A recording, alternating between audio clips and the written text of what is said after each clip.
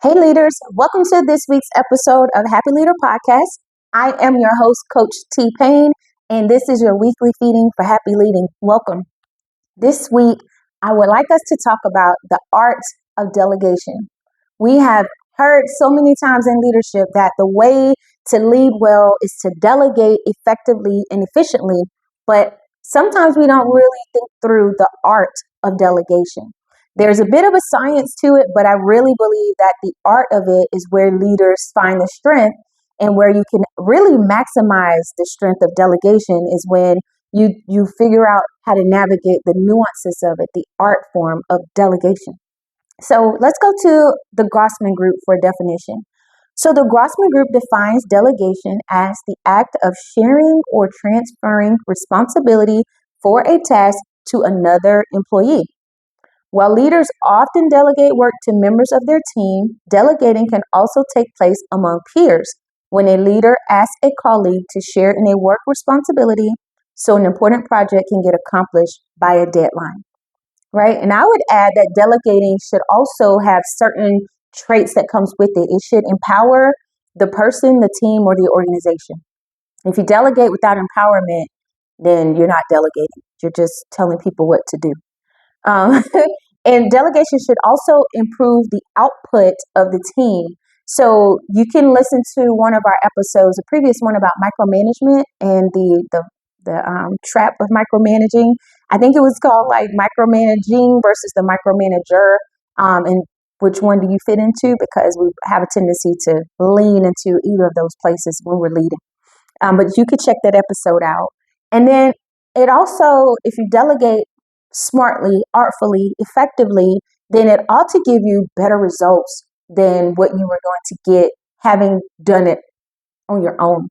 The reason I think that is because when you delegate or when you hold it all, you're only one person, right? I'm reminded of this scripture I just heard that says, for God to remind people that they're only humans, that you're mere human or something like that. So I'm a person too that thinks like I put this S on my chest, I got a cape, and like, I do a whole Superman and Wonder Woman deal.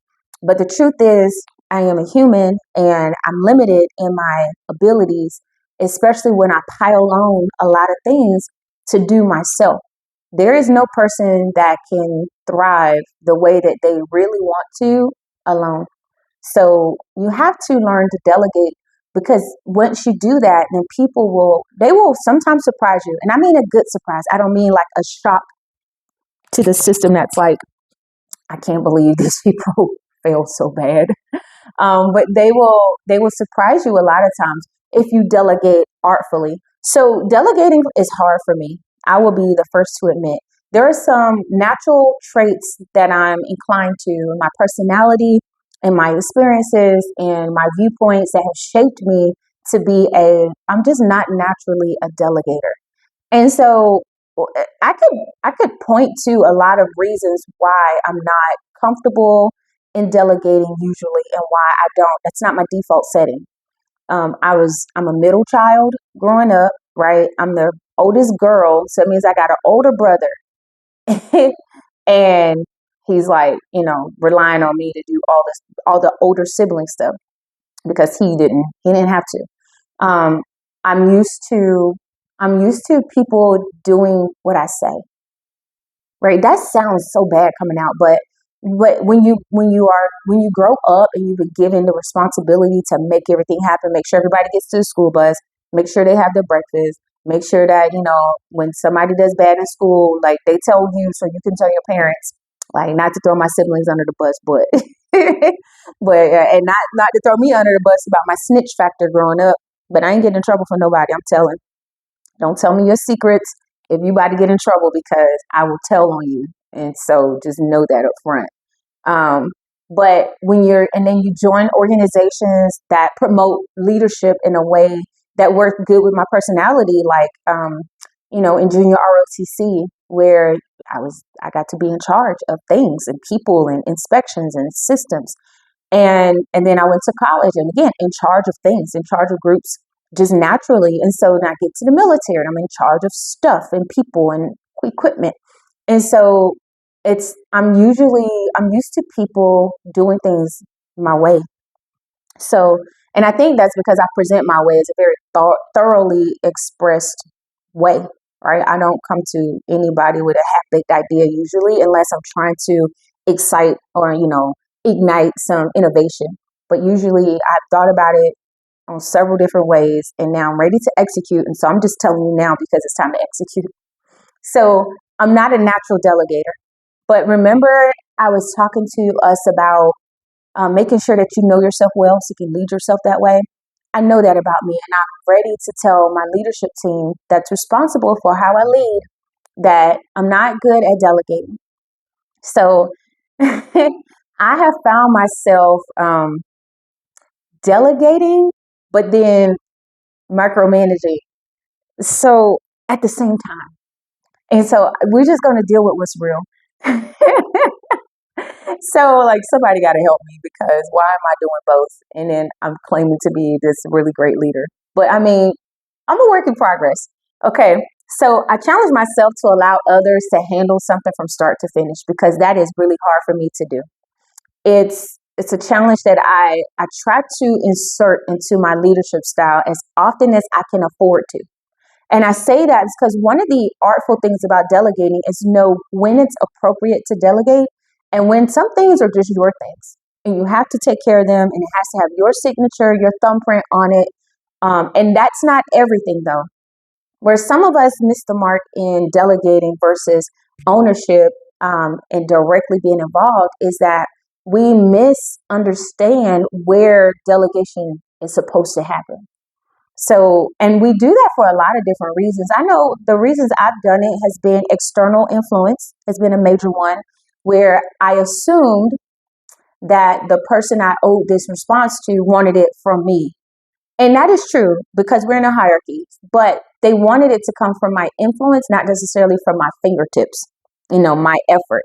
So learning that what's acceptable to delegate and to get that product from a delegated place up to wherever it's going has been a challenge for me. So I challenge myself to do this, and I don't always succeed. I think we're going to talk about how I don't succeed at this because happy leading, right? It's not about perfection. It's about just, we're going to make it and it's going to be good. And leading is a good thing. And so how you do it, it matters. And I'm going to tell you how not to do this particular thing. So, okay. Once upon a time, I had given my team my intention. But before I gave them my intention, I told them the plan.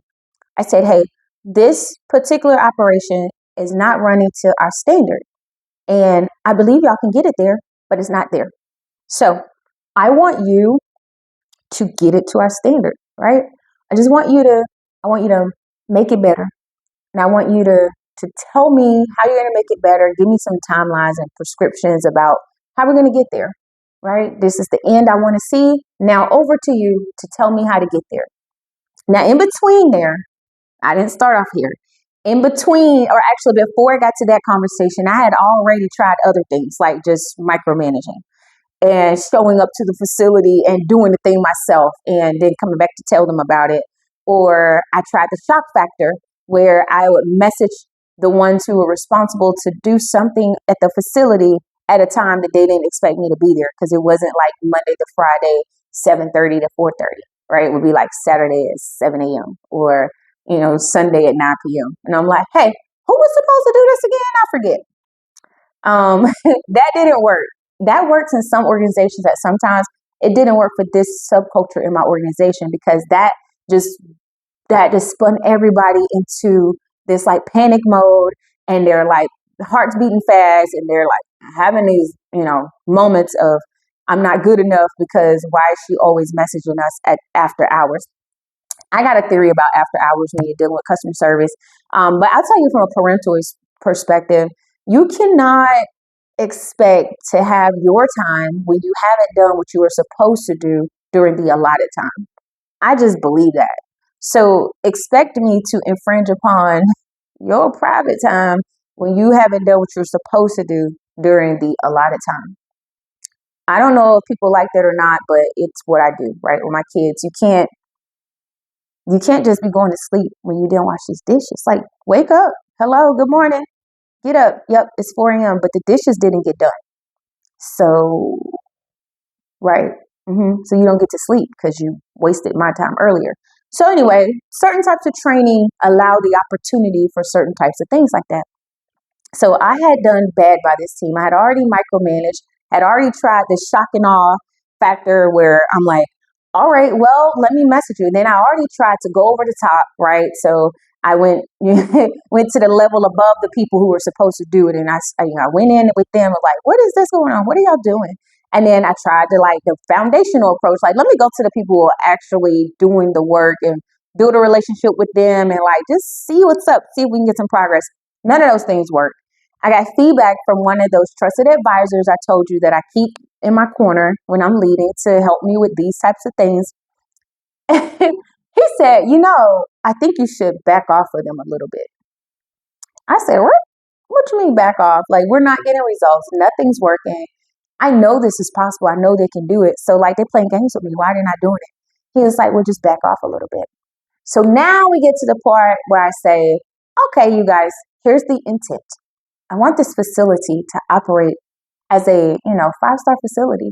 I want it to be great here for the people working here and great for the people who enjoy the services provided here. Get me there. Give me timelines. Tell me what you need, and I'll provide the top cover, right? So that's another artful part of delegating is, one, knowing when to delegate, and then two, providing that top cover so that whomever you delegate it to has a space to actually do the thing. So I did that, and I was like, yay, go me, right? I am delegating here. And I was like biting my fingernails the whole time. But I refused to allow myself to get involved, right? I did give them top cover by keeping the layers of leadership above me informed. Hey, we're trying a new approach. I want to build people and not just get output. So please allow me, 6 weeks, even though you've been waiting for 6 months. If you just give me this opportunity to develop people, yada, yada, yada. And I had a great leader above me, and she said, okay, you got it, right? And that was a risk for her to take, and I'm thankful for her confidence in me to do that.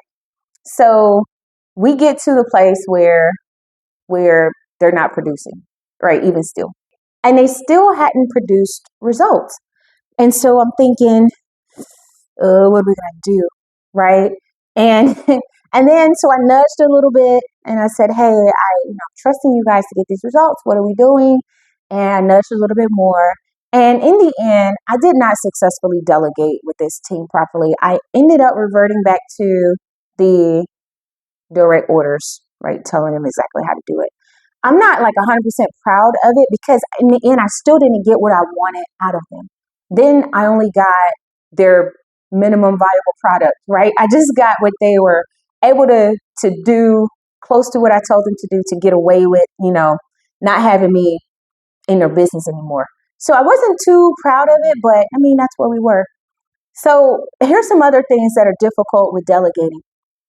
You have a lack of control. Like you don't want to relinquish control, right? And that makes it difficult to delegate when you want to hold on. You want to hold on to all the control, all the pieces, all the parts, and you want to touch everything that moves in the process.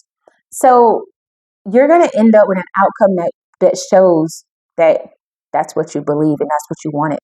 Under delegating is another thing. So I've learned that sometimes under delegating so not just lack of delegating, but under delegating due to external performance pressures, which is some of the things that I usually am balancing with my own leadership style. So not sure what to delegate because that's a risk. And you have to have trust with whoever you owe the answer to. There has to be a system by which the delegation can happen. And you have to know, is this delegatable? Without asking. Like you can't go to your boss and say, can I delegate this? Because it's like, why are you asking me that? You want me to micromanage you? So instead, determine for yourself what can be delegated in your organization and delegate it. And also when you do that, provide the top cover, right, for your organizations, for the people to do the work. So let's ask some questions to check where you are. So what task am I holding on to that I should not? There's a saying about being in certain positions that you should do what only you can do. And once you realize the part that only you can do is so small, it's a little bit disheartening, a little bit boring. But if you try to fashion your leadership experience and your effort after what is it that only I can do, I think as you rise in certain positions, you have to think that way. But if you practice it in the lower positions, then once you get to those higher positions, it'll be more common to you, more second nature. Also, I want you to ask yourself, do you give people room to grow or just enough space to deliver? In the example that I gave them just enough space to deliver. There was no growth. And I mean, there was frustration. I was so frustrated. They were also, it was just a hot, messy situation. It didn't have to be. And I evaluate that sometimes in my leadership evaluations to say like, what should have happened there? What could have gotten the results for me and the outputs from them at the level, of the rate that we wanted. And you're not going to always get it right? Give yourself a little bit of grace, right? So let's get to your happy place in this. So choose one responsibility. Think about the billions of things that you do all the time, right? You have one, delegate it. Or a better phrase is outsource it. Some of the happiest, most productive times in my marriage have been when we outsourced the cleaning. Oh my gosh, the cleaning. Things that you don't have to be the one to do the laundry. Like teenagers, yeah, they live in your house, they have to be the one to do their laundry. But in a general sense of cleaning the house, outsource it. Food prep, you can outsource that, right? Certain things you just need to let somebody else do so that you could spend your time and effort doing something more meaningful or just something that only you can do, right? Also, communicate expectations clearly when you're delegating artfully. And then you follow up. My very first sponsor into the military told me, trust but verify. He always would say that, trust but verify, T, trust but verify. And I'm like, what is he talking about? But now I'm like, yeah, I trust you, but there's accountability that comes with my trust, right? Because we can't be out here all willy-nilly doing whatever, talking about we're doing what we're supposed to do. Like, that's not it. So also in communicating, communicate to the end user of whatever thing you're delegating. So in my examples, I usually will notify whoever's ahead above me that I'm delegating this task. I'm teaching something here. You may get a product that doesn't look like the normal things that come out of my organization, but that's intentional. And I want you to help me with this person's development, right? And you have to know where you can take those type of risks. It can't be like the major one project for the year that's worth millions of dollars. Like, oh, I delegated that to the new guy. Excuse me? You're going to delegate your whole career up out of here too. So then, and then you can't delegate and disappear. That's not delegation. That's more like laissez-faire leadership. You can't be so hands-off that it looks like your hands were never in it, right? So there's a balance somewhere in between the spectrum of delegating and disappear and delegating and micromanaging is a good balance of delegating to your team. So in a way that the praises for the good things will go back to them.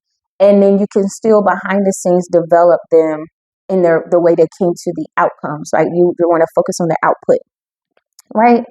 So so I hope this wasn't too tough for y'all, but for me, it's hard because delegating is an art and it's hard. If it were science, it might be a little easier for my like typical green brain, but yeah, I want us to, as leaders, agree that we can delegate, we can do it artfully, and we will do that in our leadership experiences because our team needs it, we need it, and the customers we're serving or whoever's on the receiving end of what we're developing or doing, they deserve to have the best product. And you get the best product when you delegate artfully.